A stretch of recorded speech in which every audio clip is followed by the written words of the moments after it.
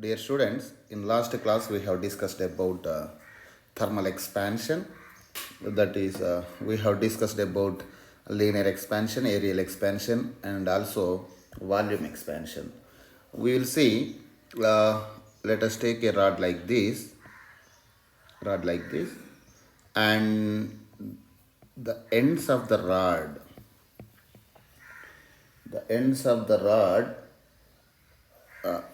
is prevented expansion by keeping rigid supports at its ends.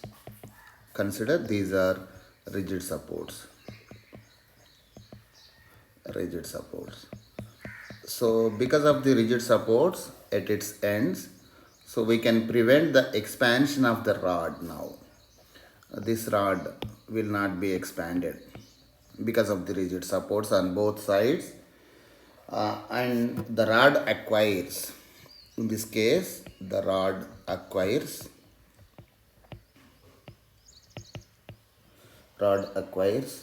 a compressive strain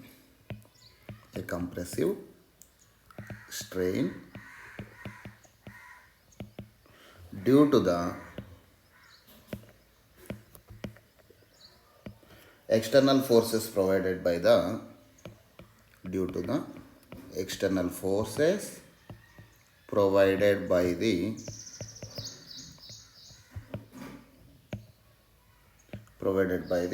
rigid supports at the ends. Rigid supports at the ends.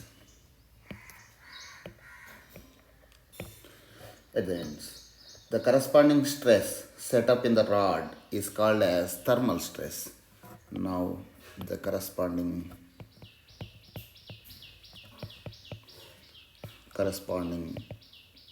stress set up in the rod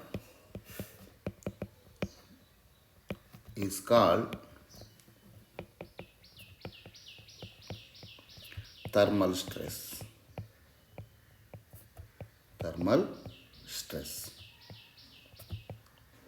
Okay, so we know a strain is nothing but delta L by L.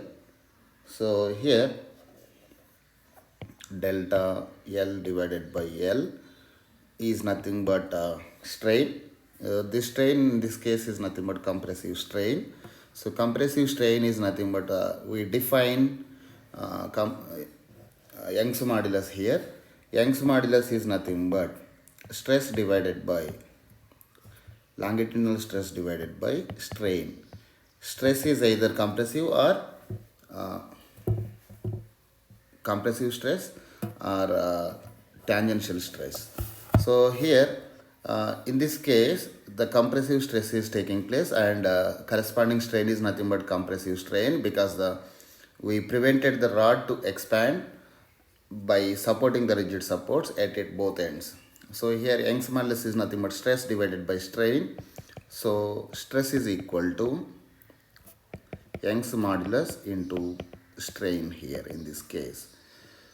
Okay, so this thermal stress is nothing but thermal stress is equal to Young's modulus into strain. Strain is nothing but delta L by L. We know in the case of thermal expansion or compression, we know delta L by L is nothing but we know coefficient of thermal expansion is given by alpha is equal to delta L by L into delta T. So here from this equation we know that delta L by L is equal to alpha delta T. So I am replacing delta L by L with coefficient of linear expansion into change in temperature. Therefore, the thermal stress is equal to Young's modulus of the rod into coefficient of linear expansion into change in temperature. So this is the expression for thermal stress.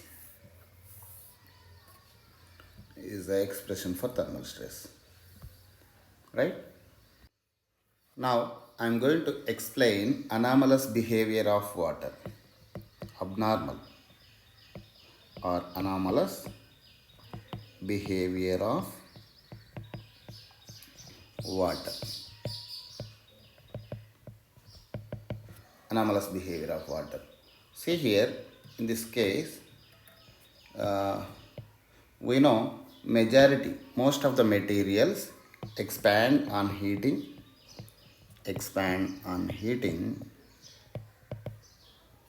contract on cooling.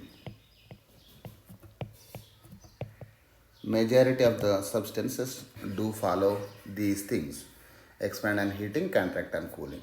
See here, in the case of water,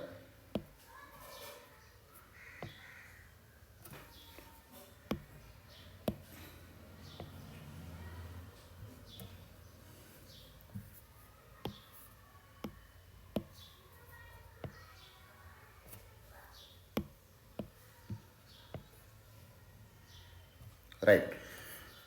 So in the case of water, I am taking volume on y-axis in the first graph, volume on y-axis, temperature on x-axis.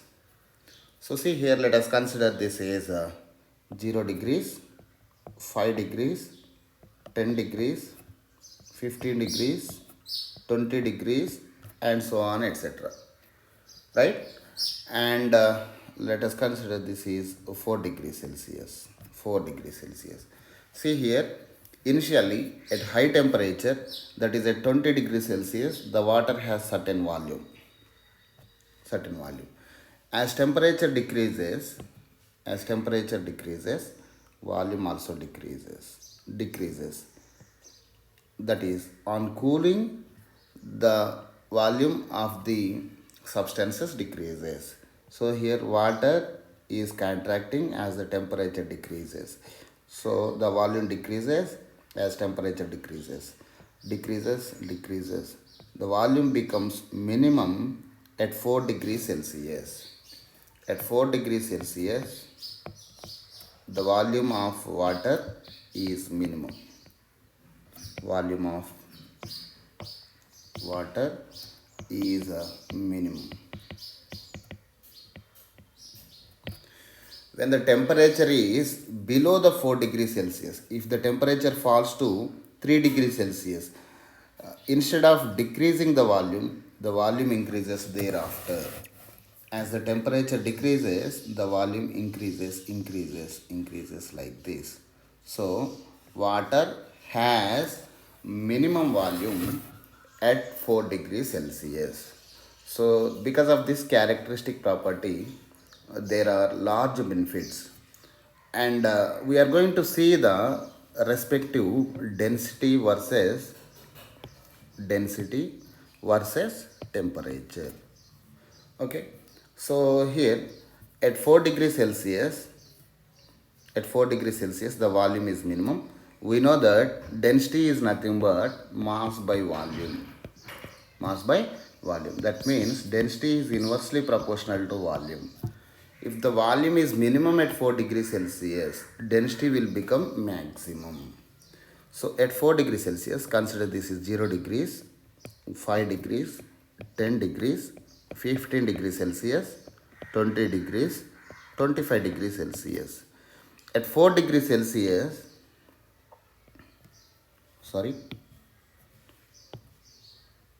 consider this is 4 degrees Celsius. At 4 degrees Celsius, as the volume is minimum, the density will become maximum.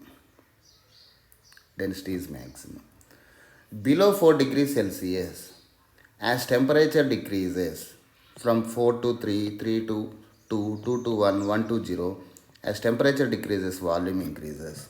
That means as volume increases, density decreases. So density decreases as we go from 4 degrees Celsius to 3 degrees Celsius. When we go from 3 to 2 degrees Celsius, still the density decreases because the volume is increasing here. So density is decreasing. Density decreases like this. Okay. So when you go from 4 to 5 degrees Celsius, volume increases. 5 to 6, 5 to 10, volume increases like this. As the volume increases, density decreases beyond 4 degrees Celsius. So as the volume increases, density decreases beyond 4 degrees Celsius. So this means at 4 degrees Celsius, the volume of water is minimum, density is maximum. Density of water is maximum.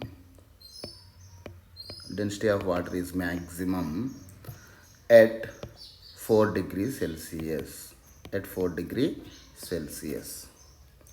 Okay, so we will see what is the advantage of having this characteristic property for the water. We will see here, suppose in cold countries like New Zealand and some parts of the America, let us take water bodies such as lakes or ponds. I am taking a lake for example, like this. I am taking a lake like this. Okay, this lake is consisting of water.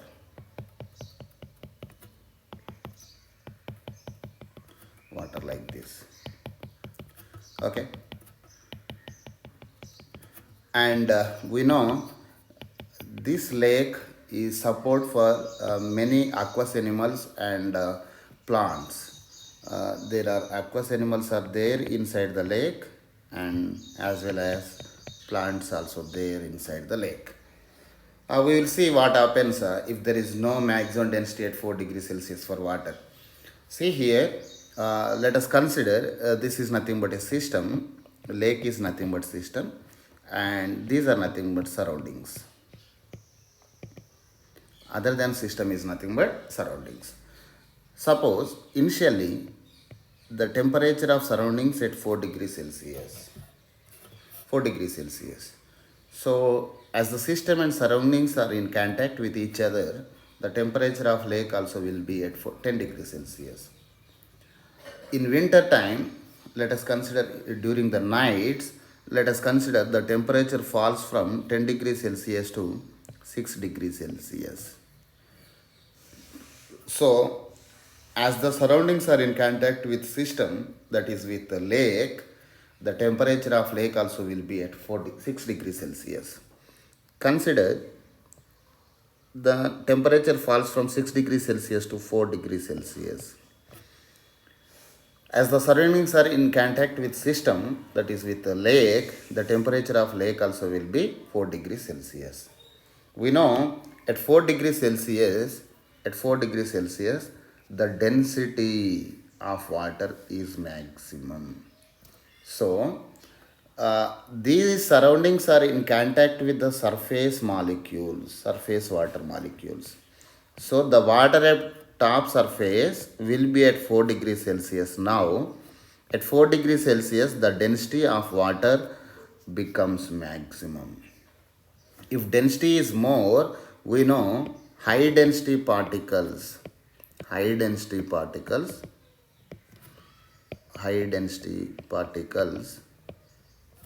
will sink. So the water at a top surface will be moved to inside the lake. These all water molecules will be moved to inside lakes, and inside water will come to top surface, and the water inside will come to top surface now. Top surface, and top molecules will go to inside. So still the water is in water form at 4 degrees Celsius. Okay, now consider the water surroundings temperature falls from 4 degrees Celsius to 2 degrees Celsius. As the temperature increases, now the molecules which are come from the bottom side to top side are at 2 degrees Celsius. At 2 degrees Celsius, the density is low. As the density is low, the particles will not go further down. And consider after some more time, the temperature falls from 2 degrees Celsius to 0 degrees Celsius. 0 degrees Celsius. When the water is at 0 degrees Celsius, it will be condensed into ice. So at 0 degrees Celsius, the density is still low. So ice is at low density. We know low density particles will not be sinked, will not sink. So they float on the surface of the lake. At 0 degrees Celsius, the water will be converted into ice. And ice at 0 degrees Celsius, the density of water is less as compared to density at 0 degrees Celsius, 4 degrees Celsius. So the water molecules density is less, so they can float on the top surface only. So ice will be floated on the top surface of lake. So because of this property, the water will be converted or condensed into ice from top only. So there exists water inside the lake. So because of the water existence inside the lake, so there is a existence of animals life and plants life. If the situation is not like this, if the water doesn't have maximum density at 4 degrees Celsius, as usually if the temperature decreases, volume decreases. If the situation is like this, as the temperature decreases, volume decreases. If there is no special characteristic for water at 4 degrees Celsius, the situation will be like this. This is the situation of volume versus temperature. And respective density versus temperature graph would be like this. As the temperature decreases, volume decreases. And for this graph, the respective density graph is, as volume is decreasing, density is increasing as temperature decreases. So the respective graph will be like this. So at 0 degrees Celsius, if there is no special characteristic property like this, actually this is the property of the water, that is at 4 degrees Celsius the water has maximum density. If this situation is not occurs, we will see what happens here. As the temperature decreases, volume decreases here. So corresponding density versus temperature graph would be, as the temperature decreases, as we go to the left, density increases. At 0 degrees Celsius, the water has maximum density in this case. So at 0 degrees Celsius, if the water has maximum density, all the high density particles will sink. So because of this property, the ice will be, if this happens, so at 0 degrees Celsius, the density is maximum. So if that occurs, the density of ice molecules would have been more, so that high density molecules will be sinked in this case, so that the ice will be moving to bottom surface. So if ice is moving to bottom surface in each cycle, the total lake would become uh, ice only. If the total lake becomes ice, so that there would be no existence of animal lives and plants life. Unfortunately, because of this characteristic property of water, density is maximum at 4 degrees Celsius, and below 4 degrees Celsius the density decreases. As the density decreases, the ice molecules density is less, so that they float on the water surface only. So the ice will be formed at the top side of the lake only. So there is a existence of water inside the lake. So because of that property, there is a existence of animals life and plants life. So this is the advantage of having anomalous behavior of water. In anomalous behavior of water, volume of water is minimum at 4 degrees Celsius. As volume is minimum, density is maximum at 4 degrees Celsius.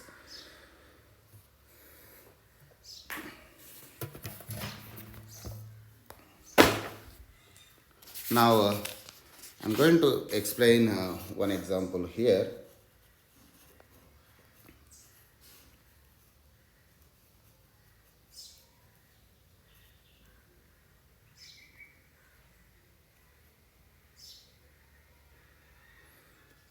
Example number 12.1 is, show that the coefficient of areal expansions delta A by A of delta T of a rectangular sheet of the solid is twice its linear expanse. linear expansivity. We have derived an expression for this already. Coefficient of areal expansion equal to 2 times of coefficient of linear expansion. So there is no need to explain example 12.1 again. So I am going to explain 12.2 now.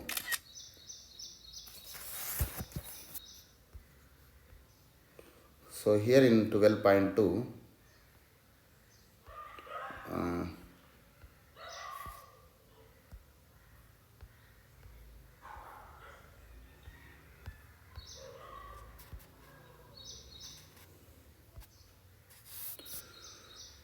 12.2, the question is, a blacksmith fixes iron ring on the rim of the wooden wheel of a bullock cart. The diameter of the rim and the iron ring are 5.243 meters and 5.231 meters respectively at 27 degrees Celsius. To what temperature should the ring be heated so as to fit the rim of the wheel? So here initial is equal to 5.231 and final length is equal to final diameter equal to 5.243. So here L1 is equal to 5.231 and L2 is equal to 5.243 meters and for iron the coefficient of linear expansion is given by, for iron, coefficient of linear expansion is given by 1.20 into 10 to the power of minus 5 per Kelvin. No need to by heart this value. This value will be given in the exams. So here L1 equal to this much, L2 equal to this much and alpha L is this much. We need to find out what is the temperature difference. To what temperature should the ring be heated? So here, and also initial temperature is nothing but T1 is equal to 27 degrees Celsius. What is the final temperature T2? We know the definition, the formula for coefficient of linear expansion is alpha L equal to delta L by L into delta T. Okay, so here delta T, we need to find out delta T here. Delta T is equal to delta L by L into alpha L, and here delta T is nothing but T2 minus T1 is equal to delta L divided by L into alpha L. So here T2 is unknown, so T1 is nothing but how much? 27 degrees Celsius